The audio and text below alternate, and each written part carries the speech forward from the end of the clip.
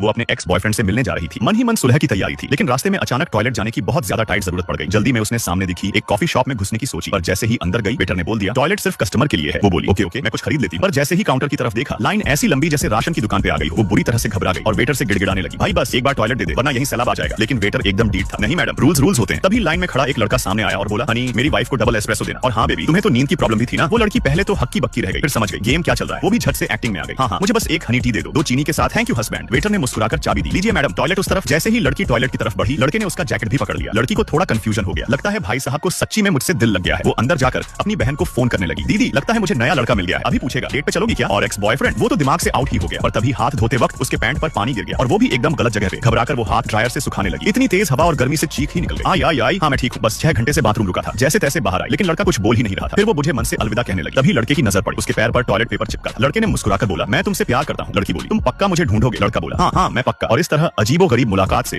उनकी कहानी शुरू हो गई। बातों ही बातों में निक लड़का को पता चला एल्ला लॉ की स्टूडेंट है, लेकिन ब्रेकअप के बाद डिप्रेशन में पढ़ाई छोड़ दी। कभी किसी को कुछ नहीं बताया, बस सब सहती रही। वो बोली सॉरी मेरी लाइफ पूरी तबाही थी, पर अब मैं बदलना चाहती हूँ। निक ने उसे अपना पुराना पंखा दिखाया, माँ ने दिया था, बोली थी कोई भी चीज टूटे तो उसे जोड़ा जा सकता है, माफ कर पता नहीं तुझसे ये सब क्यों बोल रहा हूँ। एल्ला ने उसका दर्द समझा। दोनों की बातें धीरे धीरे दिल को छूने लगी। हंसी मजाक के बीच कब रात हो गई पता ही नहीं चला। सुबह जब एल्ला उठी तो देखा दोनों सोफे पे साथ सोए थे। वो धीरे से उसका हाथ हटाकर उठी, चुपचाप जूते पहने और बिना कुछ बोले निकलने लगी। लेकिन उसे क्या पता था निक सब देख रहा था और शायद उसके दिल में कुछ ज्यादा ही गहराई से उतर गई थी। लेकिन जैसे ही एल्ला बाहर निकली उसे अचानक होश आया, अरे कल रात तो कुछ हुआ ही नहीं था, बस एक ही तो रात साथ सोए, वो भी सोफे पर। तो फिर वो इतनी चुपचाप भाग क्यों रही है। उसे अपनी हरकत पर हंसी भी आई और शर्म भी। सोचा चलो वापस जाकर ढंग से अलविदा तो कह दूं, पर एल्ला ये नहीं जानती थी कि उसके चुपचाप चले जाने से निक के दिल पर क्या असर पड़ा है।